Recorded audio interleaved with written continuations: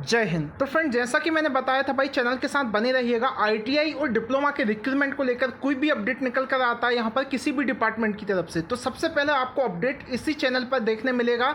और यहाँ पर सिर्फ परमानेंट जॉब की ही अपडेट आपको देखने मिलेगी, अप्रेंटिसशिप वगैरह की अपडेट मैं नहीं देता हूँ।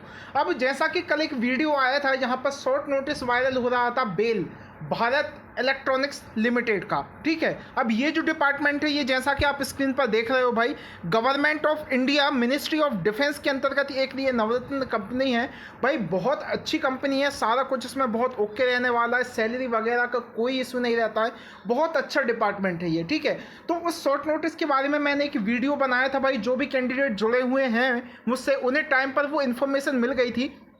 जैसा कि मैंने उसमें बताया था कि भाई ये नोटिस बहुत ज़्यादा वायरल हो रहा है, क्या ये रिक्रूटमेंट सच में डिपार्टमेंट की तरफ से निकल कर आ रहा है।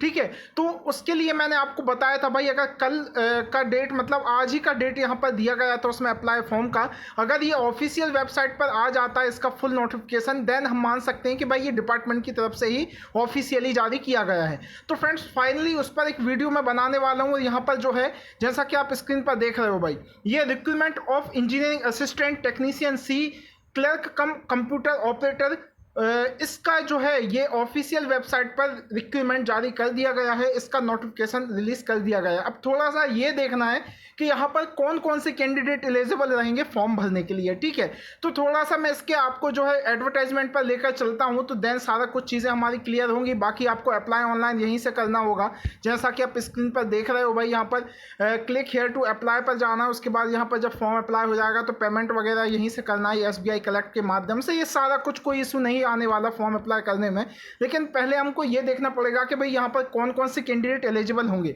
तो उसके लिए मैं ऑफिशियल वेबसाइट पर इसके एक नोटिफिकेशन पर जाऊंगा। ठीक है, अब जैसा कि आप स्क्रीन पर देख रहे हो भाई, ये इसका ऑफिशियल नोटिफिकेशन है। ठीक है, अब यहाँ पर जैसा कि आप स्क्रीन पर देख रहे हो भाई, government of India internship ministry of defence के अंतर्गत ये डिपार्टमेंट आता है। यहाँ पर जो नंबर ऑफ पोस्ट हैं वो इंजीनियरिंग असिस्टेंट ट्रेनिंग की पोस्ट है, जिसमें 3 साल का आपका डिप्लोमा चाहिए। ठीक है, डिप्लोमा किस में चाहिए भाई, यहाँ पर आपका मैकेनिकल इंजीनियरिंग में अगर आपने डिप्लोमा किया है, देन यू कैन एलिजिबल, आप अप्लाई कर सकते हैं। ठीक है, अब यहाँ पर जो है थोड़ा सा देख सकते हो आप भाई, एज लिमिट का जो है यहाँ पर 28 साल 28 ईयर आपकी एज रखी गई है पर्टिकुलर। उसके बाद आपको एज रिलैक्सेशन भी मिलेगा एज पर गवर्नमेंट ऑफ इंडिया के रूल्स के अकॉर्डिंग, है ना। नंबर ऑफ पोस्ट टोटल 6 हैं, जिसमें UR की 3 पोस्ट हैं, OBC की 2 हैं, SC की टोटल 1 पोस्ट है। पे स्केल देख सकते हो भाई, 24,500 रुपये बेसिक पे रहेगा, पर ईयर 3% इंक्रीमेंट लगेगा। और अदर अलाउंसेस जो हैं उस पर जो रूल्स के अकॉर्डिंग है मिनिस्ट्री ऑफ डिफेंस के, सारे अलाउंसेस आपको यहाँ पर दिए जाएंगे।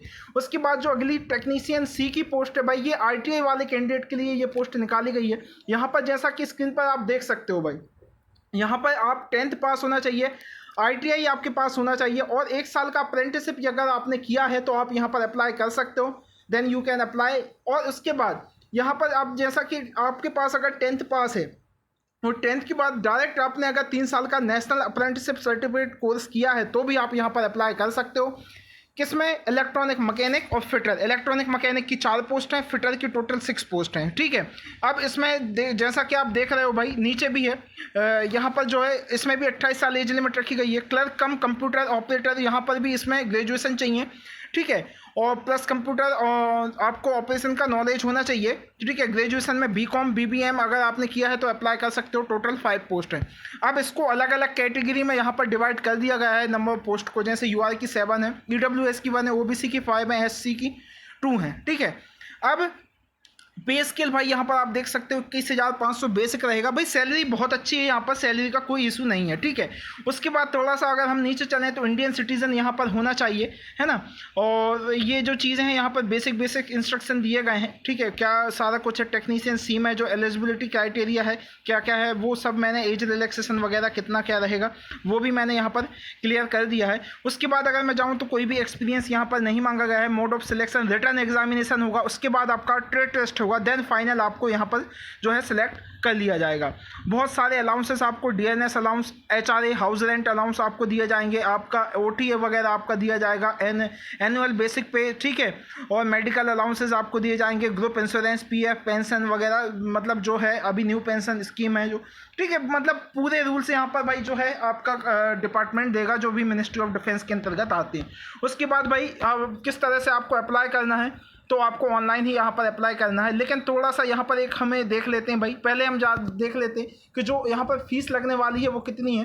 तो आपकी जो फीस लगने वाली है वो यहाँ पर 295 रुपये यहाँ पर आपकी फ़ीस लगने वाली है ईडब्ल्यूएस जनरल और ओबीसी कैंडिडेट की। फिर से बता देता हूँ, 295 रुपये यहाँ पर फीस लगने वाली है ईडब्ल्यूएस ओबीसी कैंडिडेट और यहाँ पर जनरल कैंडिडेट की। बाकी एससी एसटी जो है इन लोगों की कोई फ़ीस यहाँ पर नहीं लगेगी, वुमेन कैंडिडेट। बाकी देखो अब यहाँ पर एक चीज़ और थोड़ा सा अगर मैं जाऊँ तो क्लियर कर दूँ, क्योंकि यहाँ पर कुछ इशू रहते हैं भाई रिक्रूटमेंट के थ्रू, तो वो यहाँ पर हम देख लेते हैं। देखो ऑफलाइन कोई भी यहाँ फॉर्म नहीं भेजना है आपको डिपार्टमेंट को। लास्ट डेट इसके अप्लाई करने की जो है 8 अगस्त 2023 जो है यहाँ पर इसके फॉर्म अप्लाई करने की लास्ट डेट है। लेकिन यहाँ पर कुछ और चीज़ें इंपॉर्टेंट हैं, वो मैं एक बार आपको क्लियर कर देता हूँ, क्योंकि जो सुनने में आ रहा था जहाँ तक वो इसमें सही हो सकता है। देखो यहाँ पर एक चीज़ है कि इन्होंने बोला है documents of registration in local employment exchange. इसका मतलब आप ये मान के चल सकते हो कि भाई यहाँ पर एम्प्लॉयमेंट एक्सचेंज का थोड़ा सा वो रहता है, जैसा कि ये देखो आखिरी में नोट में बताया गया है, registration in any of the employment exchange of Tamil Nadu is mandatory. मतलब यहाँ पर जो तमिलनाडु का एम्प्लॉयमेंट एक्सचेंज आपके पास रोजगार कार्यालय में पंजीकरण होना चाहिए। इन्होंने ये क्लियर बोल दिया है कि भाई the employment exchange registration should be valid and active us know. इनमें डेट दी गई है, ठीक है, employment exchange registration card will be not the considered.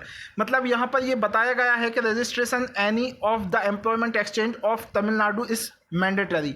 मतलब आपका जो है रोजगार कार्यालय में पंजीकरण होना चाहिए, वो भी आपका तमिलनाडु से। तीनों में यहाँ पर बताया गया है, जैसा कि आप देख रहे हो भाई, ये इसमें भी आपका टेक्नीशियन सी में भी बताया गया है। उसके बाद जो है सारा कुछ यहाँ पर जैसे इंजीनियरिंग असिस्टेंट ट्रेनिंग में भी बताया गया है कि एम्प्लॉयमेंट एक्सचेंज में रजिस्ट्रेशन होना चाहिए। अब भाई एक बात यहाँ पर निकल कर आती है, ये सेंट्रल गवर्नमेंट का डिपार्टमेंट है, यहाँ पर स्टेट गवर्नमेंट का कोई लेना देना ही नहीं रहता, फिर भी एम्प्लॉयमेंट एक्सचेंज क्यों मैंडेटरी यहाँ पर होने वाला है, ठीक है, या क्यों हुआ है, ठीक है। तो ये थोड़ी सी चीज़ों को देखना पड़ता है भाई। स्टेट गवर्नमेंट नहीं है ये जो डिपार्टमेंट है, टोटली सेंट्रल गवर्नमेंट के अंतर्गत आता है, लेकिन पर्टिकुलर क्यों इसको स्टेट ही अपने द्वारा जो है इसको चला रहा है। तो इसमें क्या होता है, बाकी कैंडिडेट एलिजिबल नहीं होते हैं जो अदर स्टेट के हैं, थोड़ा सा यही इशू यहाँ पर निकल कर आता है। तो देखो उन लोगों के लिए तो बेनिफिट है जो तमिलनाडु से बिलोंग करते हैं, बिकॉज उनका वहाँ पर रोजगार कार्यालय में पंजीकरण होगा, डेफिनेटली वहाँ पर अप्लाई कर पाएंगे। लेकिन जो अदर स्टेट के कैंडिडेट हैं उनको थोड़ा सा यहाँ पर दिक्कत हो जाएगी। देखो भाई मैं पहले ही बोल चुका था जब इसका शॉर्ट नोटिस आया था कि अभी हमें देखना होगा कि भाई ये नोटिस रियल भी है या नहीं, और अगर रियल होता है तो क्या इसमें एजुकेशनल क्वालिफिकेशन रखा गया है। बिकॉज उसमें जो शॉर्ट नोटिस में इसकी लैंग्वेज थी वो तमिल लैंग्वेज में इस शॉर्ट नोटिस को जारी किया था, तो कोई ना कोई इशू यहाँ पर भाई निकल कर आना था बेल के रिक्रूटमेंट को लेकर। भाई फिलहाल जो कैंडिडेट यहाँ पर एलिजिबल होंगे वो डेफिनेटली अप्लाई करो, कोई यहाँ पर इशू वाली बात नहीं है। बाकी जो अदर स्टेट के कैंडिडेट हैं उनके लिए और अपडेट यहाँ पर आने वाला मिलेगा जॉब का, अगर वो यहाँ पर इस चैनल से बने रहते हैं तो। बाकी भाई कोई अगर क्वायरी होती है तो कमेंट्स बॉक्स में पूछ सकते हैं। फिलहाल के लिए मिलते हैं नेक्स्ट वीडियो में, अपना ख्याल रखें, जय हिंद।